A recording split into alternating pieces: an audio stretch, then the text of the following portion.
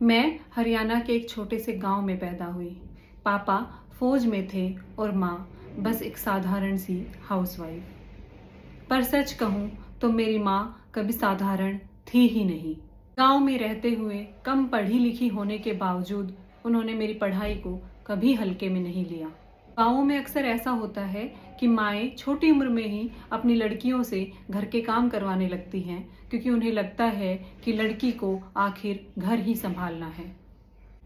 लेकिन मेरी माँ इस सोच से थोड़ी अलग थी। पापा दूर पोस्टिंग पर रहते थे, पर मेरी माँ मेरी हर पेरेंट्स टीचर मीटिंग में पहुंच जाती थी। लोग कहते थे लड़की है, कल किसी और के घर चली जाएगी, इतना पढ़ा लिखा कर क्या करना है। लेकिन मेरी माँ ने लोगों की बातों से ज्यादा मेरे सपनों पर भरोसा किया।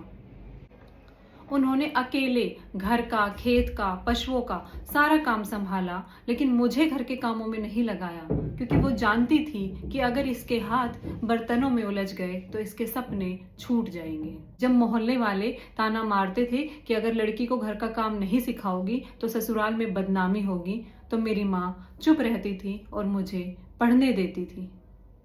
आज अगर मैं एक सिविल सर्वेंट हूँ तो ये सिर्फ मेरी मेहनत की कहानी नहीं है, ये उस माँ की कहानी है जिसने मेरे हाथों में बर्तन नहीं सपने थमाए थे, जो मेरे हाथों में झाड़ू नहीं देना चाहती थी, सपने देना चाहती थी।